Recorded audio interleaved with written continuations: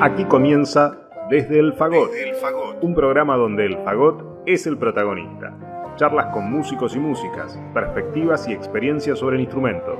Idea y conducción, Ezequiel Feingers. Realización audiovisual, Tomás Bravo Sternberg.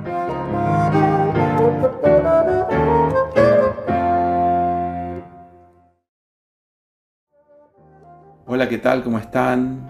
En el programa de hoy les quisiera compartir la entrevista realizada al destacado fagotista uruguayo Ernesto Donas, quien es miembro de la Orquesta Filarmónica de Montevideo y profesor de fagot en la Escuela Universitaria de Música UDELAR en Uruguay. Bueno, Ernesto, contanos dónde y cuándo naciste. Yo nací en Montevideo, Uruguay, el 10 de marzo del año 71, siglo pasado. ¿Y cómo llegaste a la música? ¿Cómo es tu infancia? Contanos un poco para ir armando. Bueno, mira, mi infancia en realidad en casa no había ningún músico, sí hay interés por lo artístico, sí, tanto por mi papá como por mi mamá. Mi papá médico y artista, fotógrafo. De hecho, después con los años siguió otras vetas artísticas, también le gustaba el cine, en fin, y mi madre también dibujando bien, pintora, collagista, digamos, y después sobre el final escultora también. De hecho, hay un proyecto muy grande en este momento con la obra de mi papá acá en Uruguay. Mi papá vivió en el exterior muchos años, siempre de chico. Se separaron mis padres y él vivió siempre fuera de Uruguay. Pero bueno, él falleció y la obra está acá. Entonces, el tema artístico siempre estuvo presente en casa de una forma tangencial, por más que mi madre es psicóloga, mi padre eh, médico. Y por otro lado, el segundo matrimonio de mi mamá, que era argentino, de hecho, Enrique fue muy importante en el sentido porque tocaba piano y había piano en casa y, o sea, ahí ya había una cosa más directamente relacionada con la música. Entonces, y después de chico, a los 6 años, empecé clases de música, que por suerte empecé un año con una profesora de piano muy ortodoxa, y me pudría el año. Y después me llevaron a un instituto de música muy experimental, lo cual era raro, también político, en medio de la dictadura. Yo chiquito, esto era el año 80, no, antes, 78, 79, y bueno, hacíamos cosas con piano preparado, música de conjunto, además de mis clases de piano. Entonces, Buenísimo. me pasa hoy en día que por algunos caminos que estoy ahora, recientes, o bastante recientes, me doy cuenta algunas cosas de todo ese pasado, que dije, bueno, si no hubiera sido por eso, quizás hoy en día no estaría donde estoy, definitivamente. Inclusive con el fagot, Claro, claro, claro. o particularmente con el fagot. Y bueno, siempre con el apoyo familiar, con la música, las artes. Sí, ¿Cómo llegas con el fagot? ¿Cómo llega a tus manos? el fagot es muchísimo más lejano en tiempo. Yo empecé tarde. Yo en realidad ahí ya paso la adolescencia, donde tuve mi crisis con el piano, que modestamente pensaba que tocaba, nunca toqué un pomo, o sea, tocar.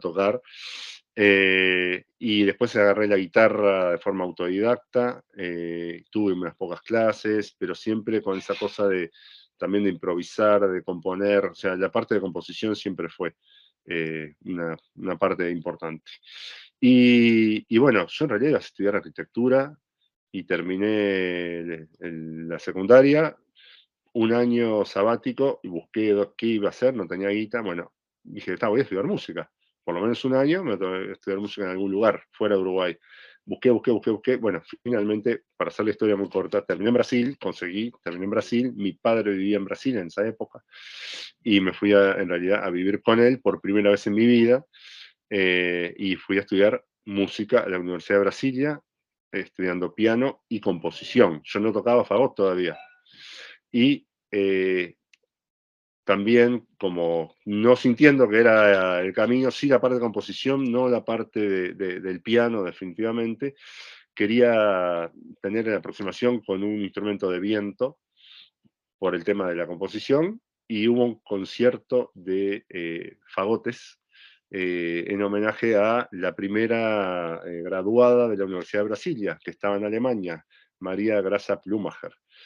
Y se hizo un concierto y me fascinó. O sea, hubo un cuarteto de fagotes, el cuarteto de Phoenix, de Michel Corret, famoso. Y bueno, escuché eso, me encantó. Aparte está amigos de amigos y todo eso. Me dice, che, voy, ¿por qué no probás con el fagot? Hay fagot en la facultad, hay un profesor que tiene disponibilidad horaria, no sé cuánto. Y dije, está, pruebo. Y así empezó. Sí, A los 20, casi 21 años. empezaste en Brasil. En Brasilia. Hiciste Con Harry todo. Schweitzer. Él es el que Construye fagotes. fagotes, ¿no? Es él, Sí, claro. sí, sí, sí. De hecho, tengo un fagot de la acá conmigo. ¿Te tocas con ese? No, toco con un Fox, Con Fox. pero también toco con en conciertos no tan osados, o conciertos, o inclusive en ronda de amigos, lo que sea. O sea, sí lo uso. Sí, sí, sí. Es un lindo fagot. No sé, es Siempre un fagot. sí, se ve muy lindo. ¿Eh? Me acuerdo de hablar de él de vos, obvio, pero después más como en términos de lutería con Luis Rossi, me acuerdo, el Mirá, clarinetista, también, viste, porque son dos pioneros en el fondo. Por eso, clarinete y fagot, sí. claro. Qué lindo, bueno, en algún momento lo probaré seguro, me encanta, qué bueno que esté cerca ese. Cuando ¿Y cómo? quieras, y de hecho en algún momento este año estoy pensando en ir a Buenos Aires, así que en todo caso lo llevo. Ahí armamos algo. ¿Cómo se eran las clases en Brasilia de fagot? Y las clases eran individuales, de 2 horas cada semana, y bueno, y así fue, digamos, con la tríada de siempre de cañas, estudios, repertorio, ¿no? Mm.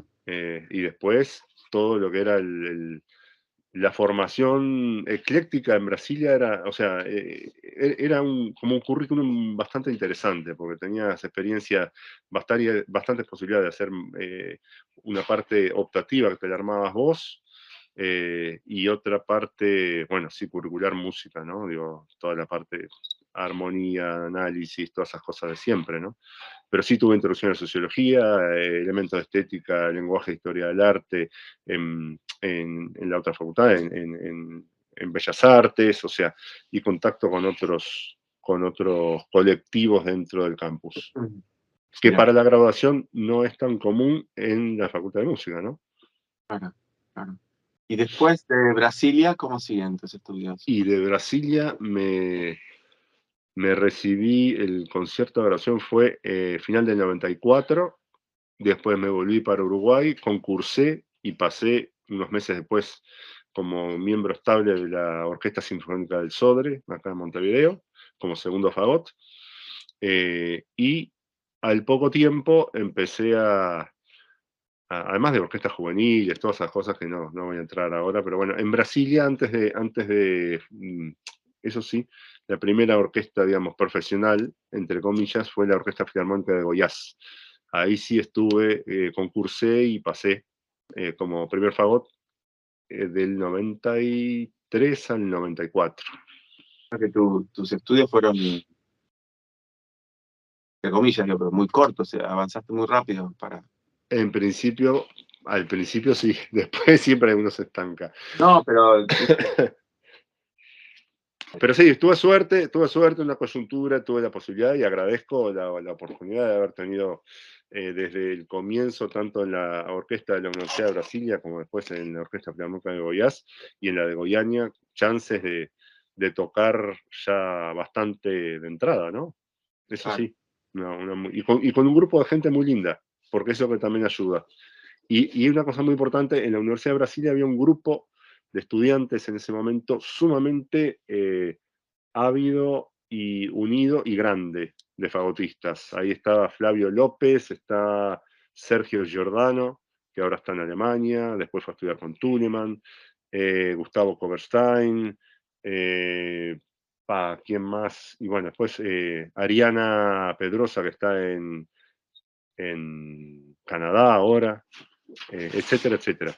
Y Cristina Porto, que está en Brasilia, se jubiló, un poquito más grande, también egresada, con quien escribimos un libro de poesía a dos voces ahora con la pandemia, que son desdoblamientos de la musicalidad del fagot. Qué bueno, Sí, han pasado cosas, por suerte.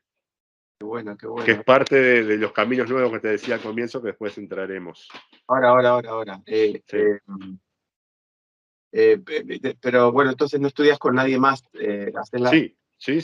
Después vengo para acá, sigo estudios con Esteban Falconi, hasta digo, que... Brasil no pasaste por la mano de vos, Sí, en cursos cortos siempre. O sea, además de eso he hecho cursos cortos, sí. O sea, con el Ione Medeiros, con De Vos. De Vos, inclusive fue cuando nos conocimos en Buenos Aires. Ahí fue que tuve clases con De Vos. Y bueno, con otros en Brasil, sin dudas, aquí y allá.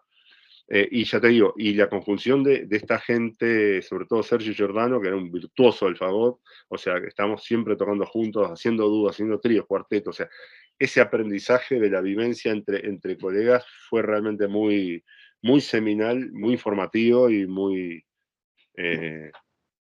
germinal todo el tiempo. O sea, la cabeza fue un modo de hacer muy lindo y de crecer, ¿no? Y decidís volver para Uruguay, entras al Sodre. Entro al Sodre, sigo con músicas de cámara, algunos cursos, concursos locales, que más o menos me va bien, juventudes musicales, conciertos de música de cámara, busco obras latinoamericanas, en todo eso, obras uruguayas, compongo obras para fagot también, para fagot y piano, para sexteto de fagotes, para fagot solo. Y para fagot, unas cancioncitas para mezzo soprano, fagot y violonchelo. Ese tipo de cosas surgen en esa época, en Brasilia y al volver por ahí. Tuve de profesor a un argentino recientemente fallecido, a dos argentinos en realidad. Uno, Emilio Terraza, y el otro, que tiene algunas obras para fagot interesantes, y el otro es Luis Musillo. Luis Musillo fue un profesor en realidad de composición y gran, o sea, con quien me abrió la cabeza, que vivía en Brasilia en aquella época, y era profesor en la universidad. Así que bueno, viste, los argentinos es tremendo. Por eso te llamo. Así que... Vos sabés que da risa, pero en el fondo, al principio es la escuela argentina, pero me di cuenta enseguida que estamos siempre relacionados. Empecé con Chile, con Donatucci, después fui yo a Chile y dije, bueno, sonaron, ya está, hay otra conexión. Y siempre aparece la conexión, y es lo interesante, que para mí lo meto en la misma escuela, ¿viste? Dentro de, porque siempre hay conexión. Entonces, sí, en América Latina también, o sea, Brasil, Argentina. Falconi estudió en Argentina también. Claro. Después en Estados Unidos, obviamente, ¿no? Claro. Bueno, y muchos fuimos a estudiar con De Vos, ahí ya hay una mezcolanza. Claro. Entonces, sí. Y después me fui, después de un año, casi 2 años, en el 96, me voy a estudiar con Mordechai Restman a la Universidad de Tel Aviv. A Israel, 2 años. Estudié con Mordechai Restman. Una figura. O sea, aprendí muchísimo, pero durísimo. No fue fácil, pero me pasó algo muy cómico, anecdótico, gracioso. En Montevideo, Esteban Falconi y yo vivíamos en la misma calle Luis de la Torre. Pues cuando me voy a Israel, podés creer que vivía en la misma calle como Mordechai Restman, de pura casualidad. Mirá. Es muy loco vivir en dos ciudades en la misma calle que el profesor, ¿no? Pero la casualidad, pura casualidad. Así que bueno, fue muy bueno, o sea, aprendí un montón, pero era durísimo, o sea, te mataba estudiando, estos, ¿viste? De los estudios de 1000 de difíciles, no sé cuánto, te fallaba una nota y te paraba así, y decía, no, Ernesto, así yo no te puedo dar clases. Vos no viniste preparado. O sea, a ese nivel, ¿no? Sé de gente que abandonó el fagot, ¿no? Sé, digo, por este tipo de actitudes, tenés que tener una fuerza, no sé si es una estructura psíquica, yo creo que si no, bueno, está, digo, yo sé hasta dónde puedo ir, obviamente que en algún momento estuve hasta por largar el instrumento, ¿no? Digo, obviamente era difícil porque también uno pretende llegar a un lugar, o quiere, o sueña, le importan un cierto imaginario de lo que es la excelencia, que eso es otro tema que podríamos hablar largo y tendido. Y bueno, vos vas generando y creciendo, pero claro, yo no voy a ser Klaus Thunemann, o inclusive Mordechai Restman, va a ser otra persona.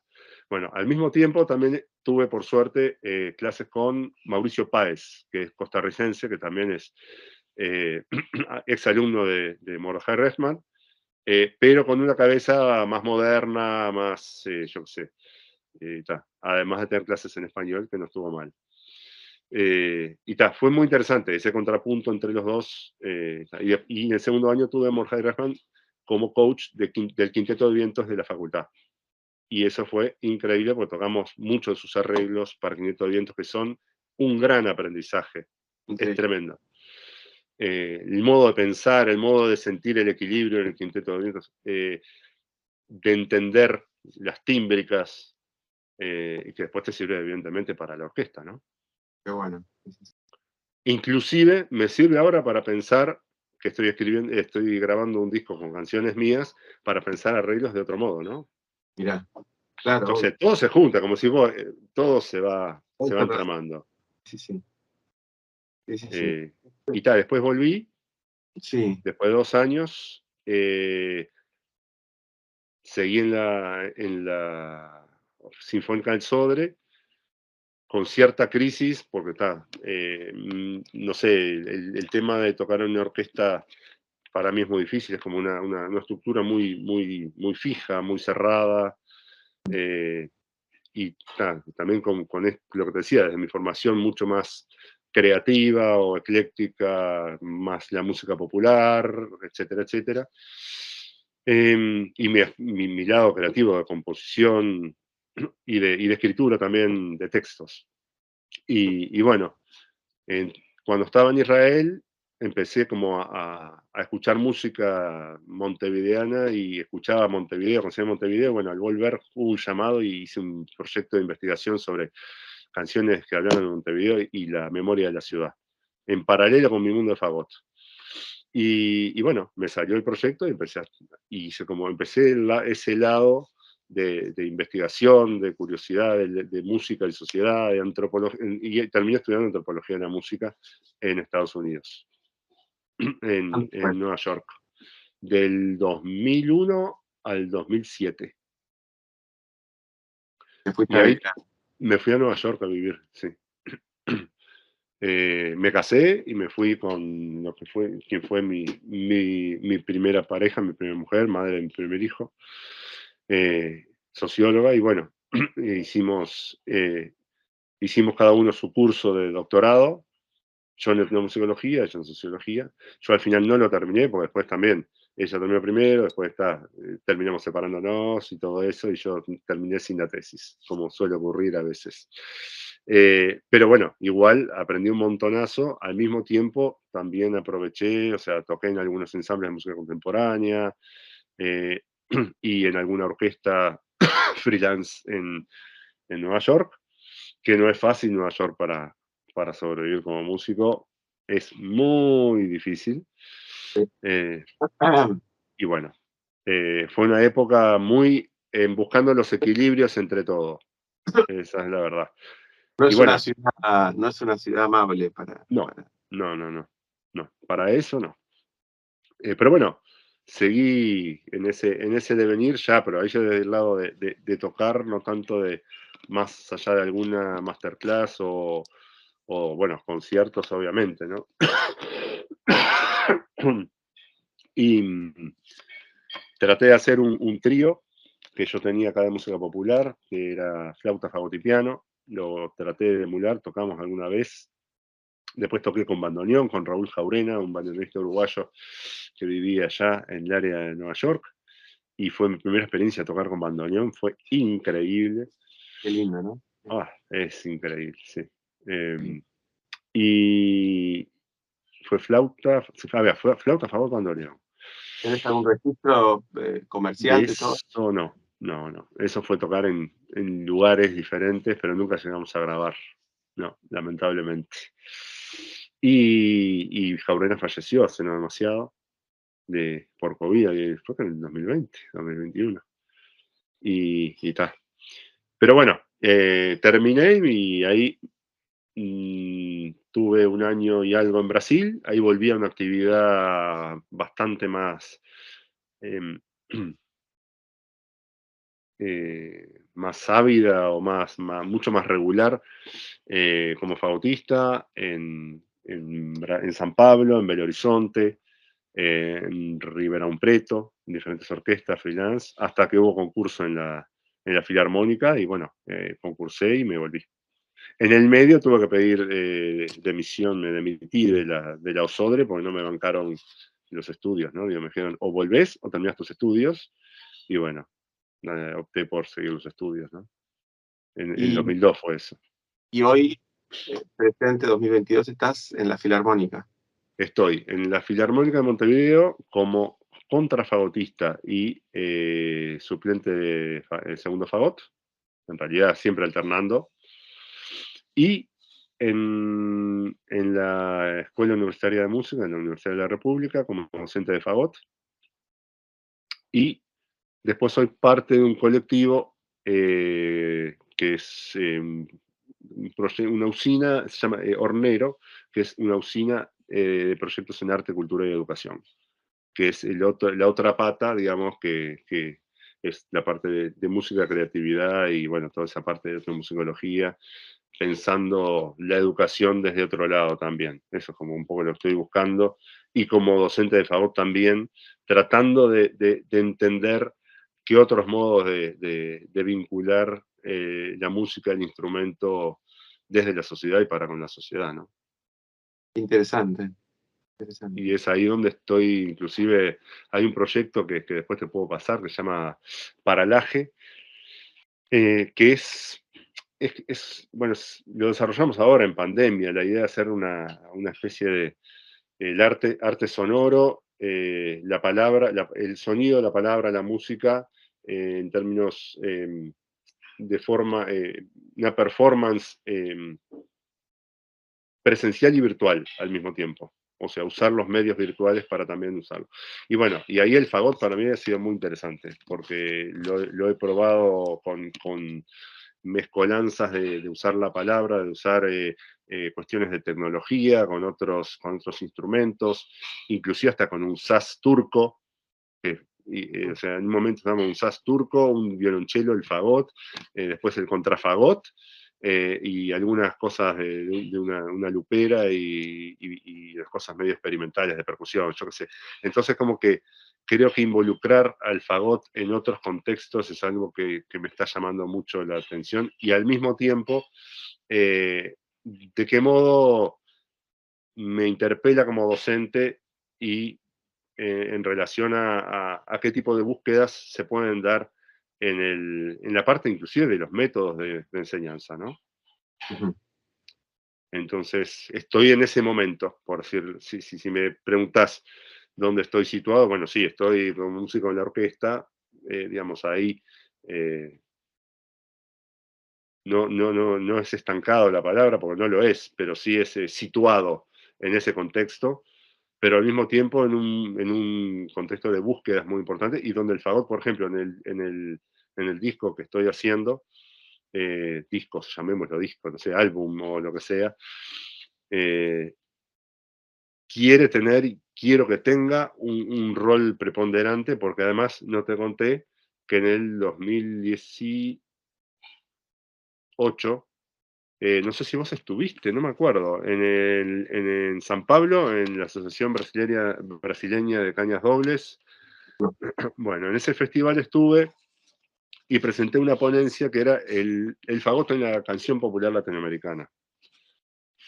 Además de las tradicionales rondas de cañas y conciertos y todo eso, pero bueno, eso fue como una cosa que hace tiempo que yo venía también observando, juntando arreglos, y en un momento tuvimos un intercambio, ¿te acordás? Que te pregunté si habías participado de grabaciones y de todo eso de música popular hace ya un par de años o más. Sí, no es que no me acuerdo. Lo que pasa es que con vos, mientras vos hablás, tengo fotos y nuestras relaciones siempre, yo te aprecio un montonazo y siempre fugaces. Sí, sí. Ha Recuerdo sido muy así. por la Avenida Paulista mientras yo estaba en los Textos, ¿te acordás? Sí, claro. Un Sí. semáforo acá, siempre así. Tal cual. Sí, con mucho cariño. Qué interesante lo que decís. Sí, yo con la música popular, de hecho, es el gran dilema interno, cómo usar la ópera, la orquesta, a mí me apasiona, es como parte de mi personalidad, la vida, lo que quieras, pero cómo te estructura, vos lo dijiste muy bien, y hace que la definición no es la que uno se imagina, tal vez de una forma más lúdica, ingenua y vulnerable del músico en sí. Entonces, ¿cómo hacer para no olvidarse de esa parte? Yo creo que la música popular es algo que siempre nos pone los pies en la tierra. ¿Cómo lo llevamos a cabo? Es un instrumento que no es el más dúctil para mí, pero está bueno si uno le dedica el tiempo para ver cómo fraseamos esa obra que vos llamas música popular y que no suene como el quinto acto no escrito de Cosi fan tutte. Claro. Yo ahí me gusta el desafío, digo, está bueno. Claro. No, y lo experimental, no sé, hay una canción, por ejemplo, que grabé de música, la canción es un poco rara no, digo, diferente, porque busca, yo sé, el texto es complejo. No sé si conoces a Jorge Lazaroff, un cantautor uruguayo de la década de los 70, muy problematizador, muy, en fin, no importa, pero a lo que voy va un poco en el espíritu de él, y bueno, el arreglo tiene fagot, en un momento agarré y empecé a jugar con multifónicos, con ruidos o con sonidos alternativos, mejor que no llamarlos ruidos. Y no sé, para mí esa parte de o sea, buscar el instrumento también como un estímulo experimental, ¿no? Porque en definitiva la vida tiene eso, o sea, y a veces en la orquesta o en el ámbito del margen de lo interpretativo, uno está muy acotado, o sea, tiene que ser es tan sutil, pero puede ser un volcán de sutileza, ¿no? No es que no lo sea, pero para mí, a mí por lo menos me encorseta. Yo siento que necesito salir de la caja, ¿no? O romper la caja, que es mejor todavía. Es el dilema, no todos se lo plantean, pero el músico clásico, o sea, ¿por qué todos esos formatos, viste, de música clásica, de música popular, cuando a un nene le decís te gusta la música, no le estás diciendo te gusta la música del periodo barroco, viste? Entonces, Claro, ¿cómo luchar para intentar ser lo más global posible, digo, y poder estar en modo, como se suele usar ahora, que detesto esa palabra, pero vulnerable en términos de poder estar fuera de esa caja, ¿no? Incluso en la orquesta que no les gusta, uno en la orquesta quieren que te quedes en un lugar que yo siempre me río porque yo cuando toco me imagino que estoy bordeándola, pero por afuera, nunca. claro. Pero es difícil, a mí eso no te digo que me quite el sueño, pero estoy hoy, como vos estás en ese periodo, yo estoy en un periodo donde estoy intentando salir del casillero de la ópera como que no te ocupe 100% la cabeza durante todo el día. Sí. Vos ahora estás tocando en la Yo estoy en el Teatro Colón en la Orquesta En Colón, Estable. está, que hace Eh, ópera. digamos que estoy intentando decir que Básicamente. hace ópera, porque si vos ves la temporada, hacemos la mitad de ópera y la mitad de cualquier cosa. Sí, Pero yo todavía quiero creer que es una orquesta de ópera, me apasiona la ópera y sí, creo que de todas maneras es la orquesta que más ópera hace. O sea, viene en decadencia en toda la pirámide de acá, no solo el teatro, sí. pero lo que iba es todavía se discute si te gusta o no la música contemporánea. Entonces, cuando ya te empiezan con esas preguntas, te hacen retroceder a un discurso que ya está, viste, como completamente Anacrónico hoy en día, sí. Los más reaccionarios son los músicos de orquesta en general, ¿no? esperado, viste. Entonces, me parece que me encanta lo que contás como de tu trayectoria porque en el fondo te contacté justamente las relaciones que hubo en los años 60, 70, ¿no es cierto? Con Filiberto, Sí. con Oyer también acá en Buenos Aires bueno, Falconi también, no sé, siempre hay relación, ¿viste? Y vos me salís con una Y historia sí, nada que ver, donde estás representando un poco la escuela más bien brasilera. sí, sobre todo sí. En definitiva sí, pues yo me formé allá. O sea, No, sí. tuve un toque de Esteban Falconi, pero me formé allá, definitivamente. ¿Cómo eran las clases con Falconi, el toque de Falconi? Eh, y el toque de Falconi, claro, es un tipo que para mí o sea, el instrumento le resultó siempre fácil, tuvo mucha facilidad. Entonces también creo que tenía dificultad de transmitirte o sea, qué es lo que él hacía, ¿no? Porque tal, le sale. Pero por otro lado, el ejemplo de él es sensacional, ¿no? Es ¿Por qué? realmente, o sea, claro, porque el escucharlo, o sea, era tener su excelencia al lado todo el tiempo, o sea, entonces era también con el oído y con la corrección, con la, con la capacidad crítica dentro de esa caja de formación que estamos hablando, ¿no? Digo, no más allá de eso. O sea, digo, bueno, siempre que, bueno, yo sé que para Mozart tiene que ser así, tiene que sonar así, tiene papá, ¿no? Eh, entonces, claro, yo ahora me cuestiono, por más que es importante conocer la estética, bueno, pero ¿de dónde viene? O sea, el porqué de esas estéticas, el ir más allá de las Pero preguntas, ¿no? vos lo acabas de decir, y es gracias a Skype, yo te voy a decir la palabra que en el fondo quisiste decir. Vos quisiste decir deformación. Y la deformación, en el fondo, viene, y esto es 100% una visión de padre, y bueno, y es parte del aprendizaje que todos se jactan, yo lo estoy diciendo abiertamente. Los chicos eh, verían como una deformación la música clásica si lo único que quieren es ver cómo se toca tal y cual cosa y se olvidan de todo lo otro, porque es infinito lo otro. La música clásica Mm, es un porcentaje sí, ínfimo, ¿no es cierto? sí, Y siempre te están diciendo cómo tocar y siempre te están tratando de decir que no hagas tanto porque somos 100, entonces, ¿qué haríamos? Y tiene sus partes maravillosas, a mí me apasiona. claro. Si no, si no sabemos que tiene toda una parte, una connotación negativa, como para Mm, poder también eh, no solo estirar para no malograrse el cuerpo, claro. ¿viste? Hay que también un poco... eh, Pero el gran tema pedagógico que para mí, como que he migrado y migrado hacia otro lado, es que creo que creo que nuestras escuelas, vamos a acotarlo a las escuelas de fagot tradicionales, yo creo que no te enseñan a preguntarte, no te enseñan mucho a investigarte, ¿no? Eh, Sobre todo a preguntarte, bueno, ¿y por qué esto? A ver, si Mozart, vamos a tocar Mozart, mirá, escuchate 10 versiones, a ver, ¿y por qué? ¿Por dónde o buscar, ¿por qué tenés que buscar vos algo diferente? ¿Vale la pena buscarlo?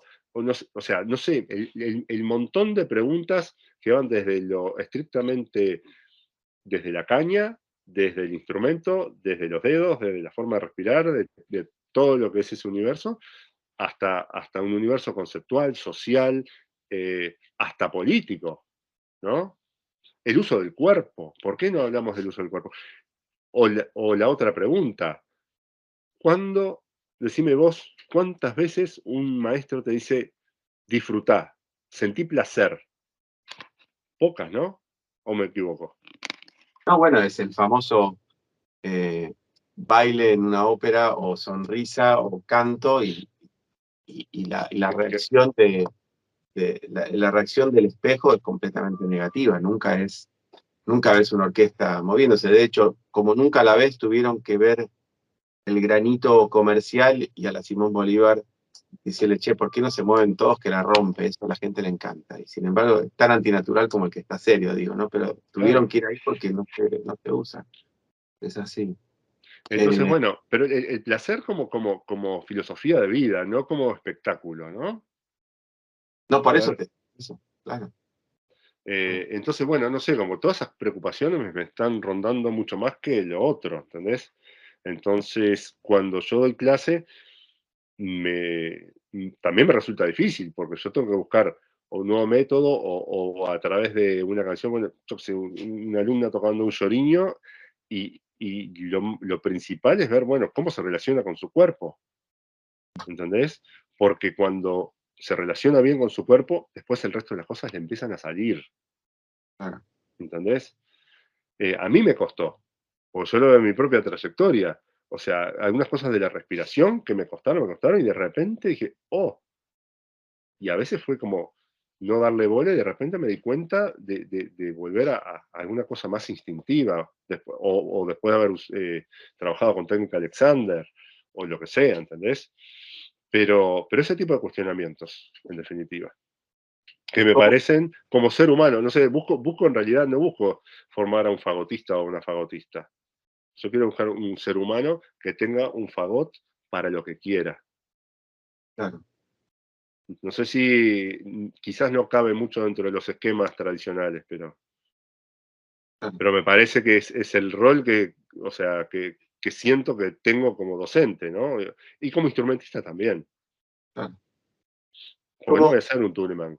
cómo ves, cómo ves en la sociedad uruguaya, no latinoamericana, sino hasta en Montevideo, te diría? Mm, ¿Cómo ves la mentalidad de los chicos como para lograr entender? Porque más allá de todo lo que vos quieras hacer o yo quiera hacer, o estar de acuerdo o no, tenés que entender al instrumento para poder decir que te estás haciendo y expresándote a través de eso que elegiste. Es el sí, fagot, lo que sea. Entonces, para entenderlo tenés que tener una constancia que tal vez nuestra sociedad no ayuda mucho, ¿no? Porque en Argentina siempre la comparo, la volatilidad económica y sociocultural hace también que esa constancia se rompe en la calle manejando, y se rompe sí, también claro. en el estudio. ¿Vos cómo Sí, lo ves, sí. chicos de hoy? Y mirá, una cosa que a mí me parece sintomática es que, bueno, nuestra generación, vos acordate, tenía, no sé, un LP, lo grababas en un cassette y lo repartías, lo compartías. Alguien traía un CD o algo así, lo copiabas enseguida, porque era una avidez muy importante con los pocos recursos que había, ¿no? Hoy en día tenés todo en YouTube y le preguntás quién es Klaus Tuneman, y después de haberle mandado un correo electrónico con tipo un resumen del mundo del fagot para que empiecen a bichuquear, y no se enteraron, y tienen toda la mano. Y tienen el celular, que es un grabador que nosotros no teníamos, que para conseguir aquel grabador de cinta era un Walkman que grabara, y que grabara más o menos, era, por lo menos en mi caso, era todo un tema. Y cuando llegué a grabar por primera vez en un DAT, en el año 94-95, yo no lo podía creer. Mirá lo que es. Mirá lo que era posible escuchar de uno mismo. ¿Entendés? Y entonces, como el tema de la avidez y del compromiso es un tema importante. Y de la dispersión, o sea, la falta de concentración por la multiplicidad de fuentes. y el concepto de investigación y de búsqueda, inclusive en el propio instrumento. De hecho, después si querés te puedo pasar algunos de los materiales, no sé si está dentro de tu foco o no, pero en el 2015 me invitaron para una conferencia en México de Ibermúsicas sobre el estado de la investigación musical en Uruguay, ¿no? Y lo primero que hice fue preguntarme como músico, como instrumentista, qué es investigar, ¿no? O sea, porque a veces damos por sentado que investigar, sobre todo, es la parte de los musicólogos investigan, ¿no? Y nosotros ahora que tenemos que estudiar un doctorado, o instrumentistas, también tenemos que investigar sobre la música para fagot o algún análisis, algo así. Pero, o sea, ¿realmente nos planteamos qué es investigar? O sea, o nos preguntamos a fondo qué es investigar en música. Y bueno, un poco en ese ámbito de cosas hago un pequeño desglose. Pero, o sea, básicamente como que estoy más buscando preguntarme, el cuestionarse como modo de aprendizaje, ¿no? Más freiriano, Paulo Freire y ese tipo de situaciones que no eximen lo que vos estás diciendo, el camino de la excelencia como instrumentista. Porque creo que simplemente alimentan a una visión mucho más ecléctica, más holística, más... porque, o sea, o sea, Falconi evidentemente se preguntó cómo hacer para que el Mozart sea el mejor Mozart que él pueda concebir, ¿no? O cuando tenés un solo de, no sé, de Don Carlo o de Donizetti o de quien sea, vos vas a buscar tu excelencia y te preguntás, además de dejarte llevar, hay toda una serie de conocimientos y de instintos y de musicalidades que un montón de factores hay que están en juego, ¿no? Que son tema aparte. Quédate escuchando Desde el Fagot.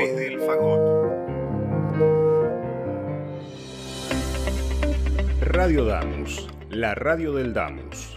Música, debates, información, actualidad y humor. Llévanos a todos lados, bajate la aplicación y sé parte de este espacio. Radio Damus, nuestros sonidos.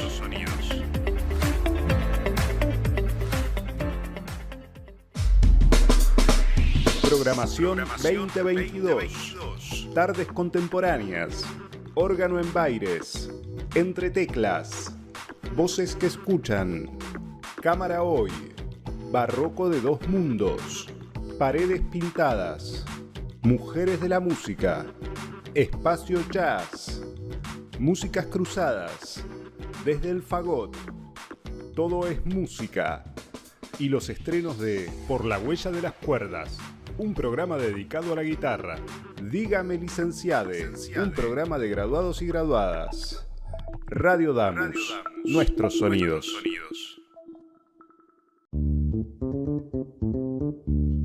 radio.damus.musica.ar. La radio TV en vivo, información de los programas y mucho más. radio.damus.musica.ar.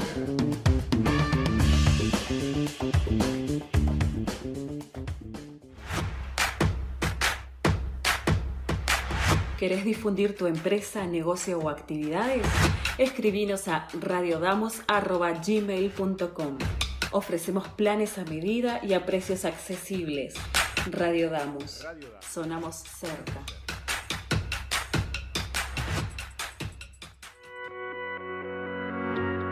Sumate a nuestra programación. La radio del Damus está abierta a propuestas. Si sos docente, no docente, estudiante, graduado o graduada del Damus, tenés tu lugar en la radio. El espacio es gratuito y te ayudamos a preparar tu programa. Escribinos a radiodamus@gmail.com o buscanos en Facebook e Instagram. Radio Damus, tu radio.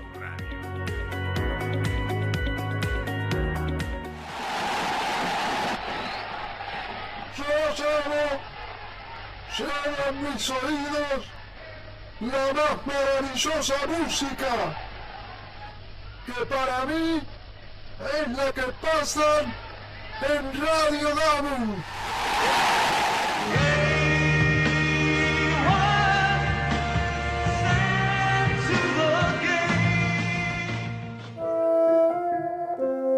Seguimos con Desde el Fagot. Seguimos viendo entonces la entrevista realizada a Ernesto Donas. Y volviendo al tema, o sea, creo que es importante que como formadores de músicos y músicas y de seres humanos tengamos como la posibilidad de generar las herramientas y los dispositivos de desarrollo y de diversidad, ¿no? Porque un fagot puede dar, vos sabés, o sea, desde Hanson hasta Tuneman, el propio Tuneman, en esa grabación del 75, no sé si la conocés, que está en YouTube, una grabación del loco improvisando rock progresivo. Jazz. Es un poco de jazz. Ahí va. Y después, yo qué sé, Sí, música de multifónicos, música popular o Mozart. Lo que me pasa a mí con eso es como a un cantante clásico cantar boleros igual que la ópera de Donizetti. O sea, no hay. Y yo a lo que voy es que por ahí es el próximo paso, es entender que cómo le das para estudiar Mozart y Weber y Stockhausen y lo que quieras tocar, se tiene que también escarbar y dedicar al mismo tiempo en ver cómo frasear y articular sobre todo la música popular. Porque si no, es como Pavarotti. Creo que el único grupo que hizo algo impresionante, haciendo un paréntesis, que se puede sacar esto, ¿te acordás de YouTube? Que tuvo un grupo, tuvo un álbum que le pusieron The Passengers, porque no fue de YouTube. Y en ese disco estaba Brian Eno, el gran productor, y hicieron un tema con Pavarotti. Mira, no recuerdo. Y en ese tema, a Pavarotti lo hacen cantar como Pavarotti, no lo hacen cantar un tema popular. Entonces es de los pocos temas donde mezclan a Bono cantando como Bono y a Pavarotti cantando como Pavarotti en un tema popular y va perfecto. El problema está cuando se trata, sobre todo porque a los de popular tal vez no les da para leer Così fan tutte, pero a la inversa, y lo menosprecian y lo hacen de la misma manera. Y digo esto por lo que dijiste de Tuneman. A mí no me mueve un pelo eso. En el fondo lo que hace él es seguir tocando de la misma manera otro tipo de música que le dijeron que toque. Entonces, esa orden que tenemos los músicos clásicos es la que yo trato de romper hasta en las clases mías.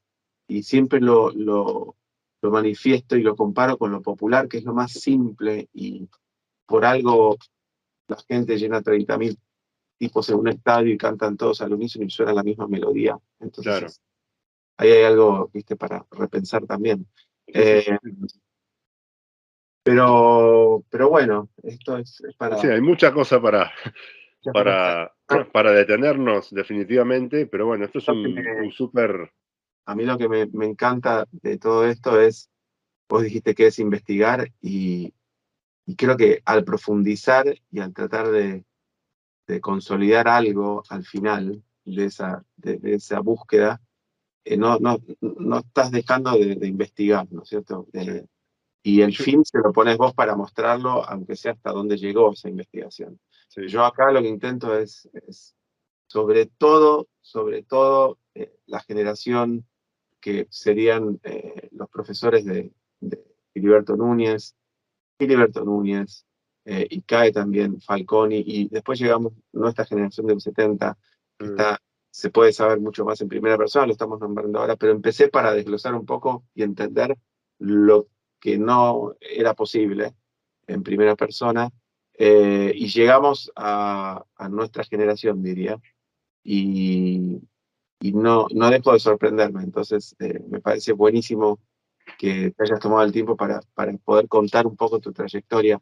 ¿Y cómo te ves de acá en adelante en la orquesta, enseñando? ¿Algún cambio? Y mira, justamente después lo que recién acabas de decir, me veo problematizando.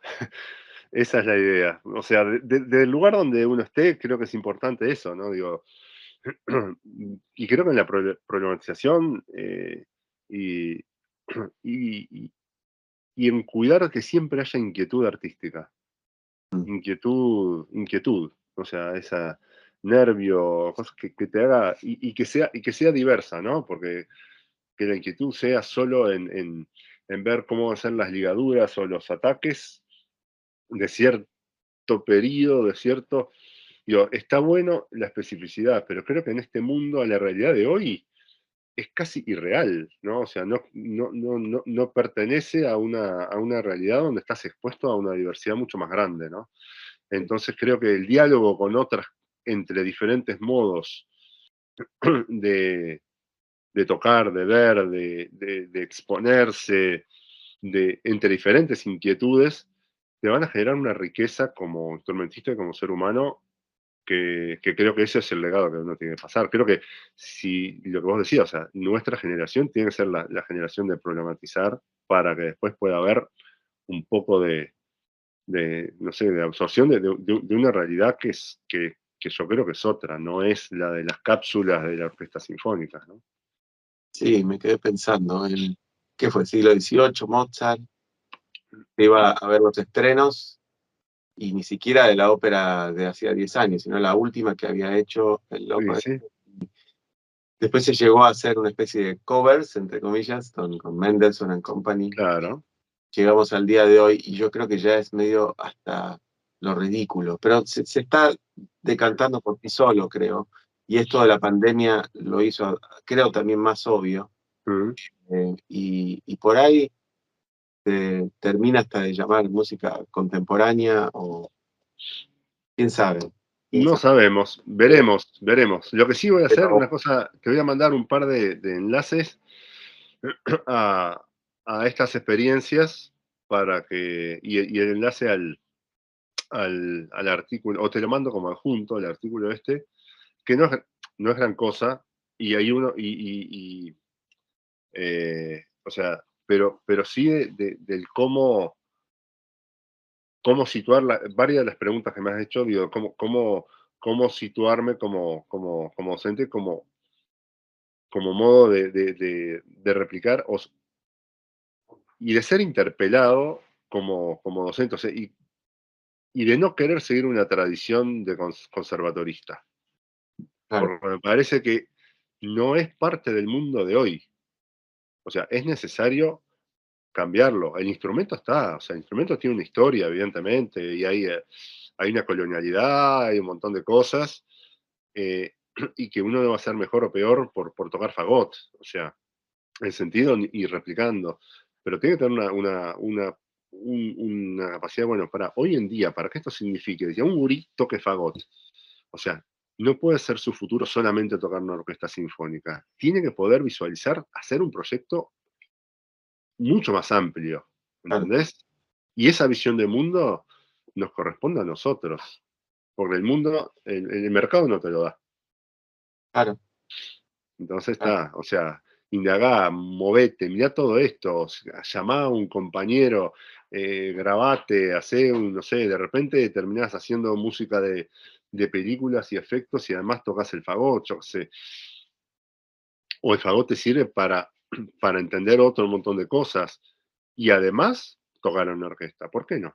Lo que pasa que creo, no sé, vos corregime, pero creo que estás de acuerdo, porque creo que se tiene el concepto de que si alguien toca en un teatro importante, y lo estoy diciendo irónicamente, a Sí. propósito, con peso, eh, tocas bien, y si no llegaste a entrar, tocas mal. Y yo voy por un o por otro, es más difícil de probarlo todavía, pero creo que hay que enseñar, hay que dar las herramientas para que la persona entienda el fagot como si estuviese tocando en ese teatro importante, aunque no se quiera dedicar a estar en esa orquesta, porque evidentemente o no tiene la cabeza para Mm, superar el concurso, que ese es otro tema que lo he venido sí. tratando, y que hay que tratarlo, o no le interesa, pero habría que eh, tener muy claro el hecho de poder dar las herramientas para que se sepa cómo funciona el instrumento, después, bueno, obviamente ayudarlo para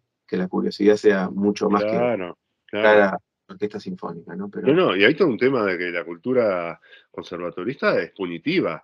Vas a un concierto y vos estás pánico de que no te salga una nota y no sé cuánto, que sos un fracasado si te salió una nota mal, ¿entendés? O sea, eh, es la cultura de Rechman, ¿viste? Que tocaba ¿qué pasa? temblando. Vos ves Que grabaciones del loco tocando así. me quedé pensando en eso que no te quería interrumpir. A Reichman no lo conocí.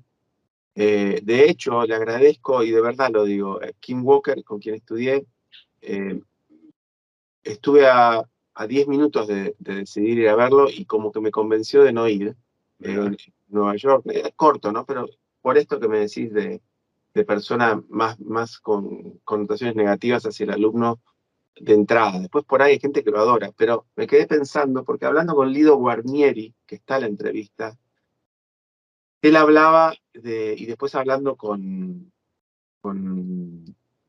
ay, no me sale el nombre, el otro oboísta argentino que estuvo después de Lido, o junto a Lido.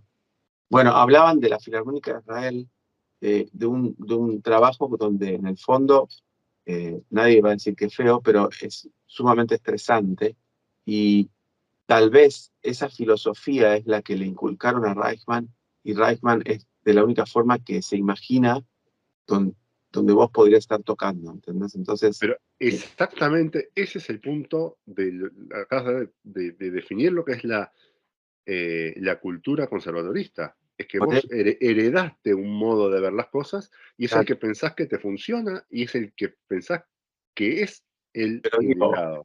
en vez de pensar en el error como algo negativo, digo, eh, podría enseñar por la excelencia artística que a él lo rodea y no en base a si te equivocas o no, a eso voy, porque la experiencia Claro, artística hace que seas tal vez mejor músico, si lo lográs ver así. Me acuerdo que Lido decía, yo llegué a Caracas y me sentía de vacaciones, estando una semana sin tocar, cuando hacíamos en Israel 4 conciertos a la semana, o sea, era como otro, ¿no? Es otro. claro.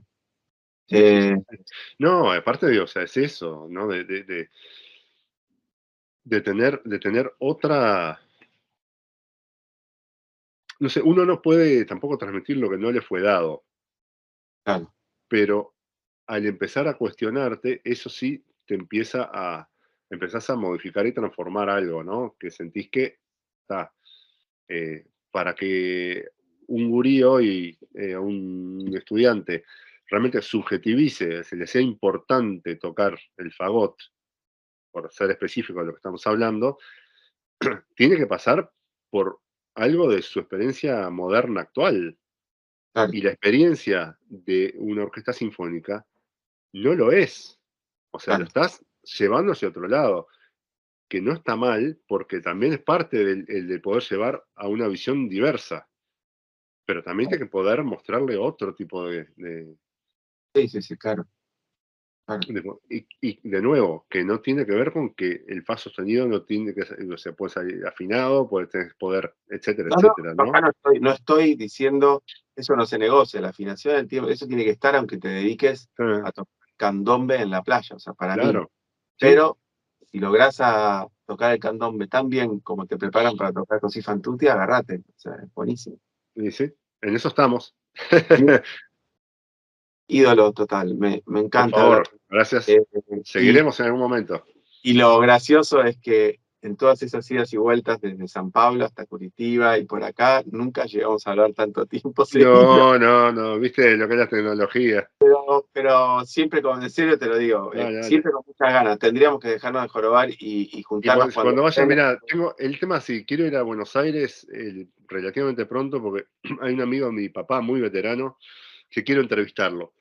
Bueno, Y así que espero poder ir en los próximos 2, 3 meses. Así que, y ahora que abrieron la frontera, que es más fácil, bueno. de repente me voy un fin de semana o 3 días, me agarro el auto y me voy para allá. Y te venís a casa y te invito, si tenés ganas, aunque sea un ratito, sería un lujo de que veas a los chicos en la universidad y los cachetees un poco. Bueno, vemos, dale, con gusto. Así llevo el Schweitzer para que lo pruebes. Musicalmente, digo. Sí, Sí. está mal decirte ya. Ah, Estos tipos de los 70 que hablan. Chao. muchísimas gracias. Abrazo. Gracias a vos. Gracias. Mil gracias. Chao. Nos vemos. Chao, chao, chao. Llegamos así al final de nuestro programa de hoy, espero que lo hayan disfrutado tanto como yo. Mis agradecimientos como siempre por el excelente trabajo técnico y de edición a Gonzalo Rodríguez y Tomás Bravo. Hasta pronto y muchísimas gracias. Esto fue Desde el Fagot. Idea y conducción Ezequiel Feingersch. Realización audiovisual Tomás Bravo Sternberg. Radio Damus. Nuestros sonidos.